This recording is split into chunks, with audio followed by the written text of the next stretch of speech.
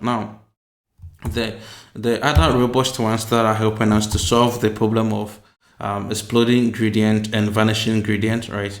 Vanishing gradient in particular for this case is what is referred to as gated recurrent units, okay, GRUs, right? So what this one is doing is that it has what is referred to as a reset and then update gate, right? Which is similar to LSTMs. We're going to see LSTM next, okay? In fact, the rest of the tutorial is going to be based on LSTMs, and even in the lab session, you're going to use LSTM quite a lot, right? This GRU is very, very similar to LSTM. So we will actually see it from the LSTM perspective, okay?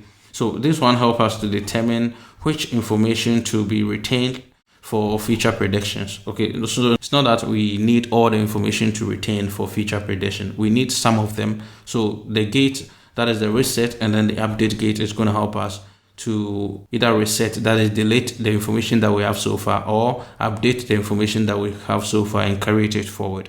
Okay, so that's what is going to happen. So let's the next one here, as I said, is going to be LSTM. Okay, LSTM, and that is also similar to the GRU. Okay, it has it has 3 gates, right? Called input, output, and then the forget gate. Okay, input, output, and then forget gate. Remember, GRU is having reset and then update gate, right? And then LSTM is having input, output, and then forget gate. Okay, it helps us to determine which information to retain. That's all it is doing, just using a different strategy but the same ideas. Okay, so now what we're going to do is to focus on this LSTM going forward. Okay, focus on that one to get a better understanding of it and how to use it. All right.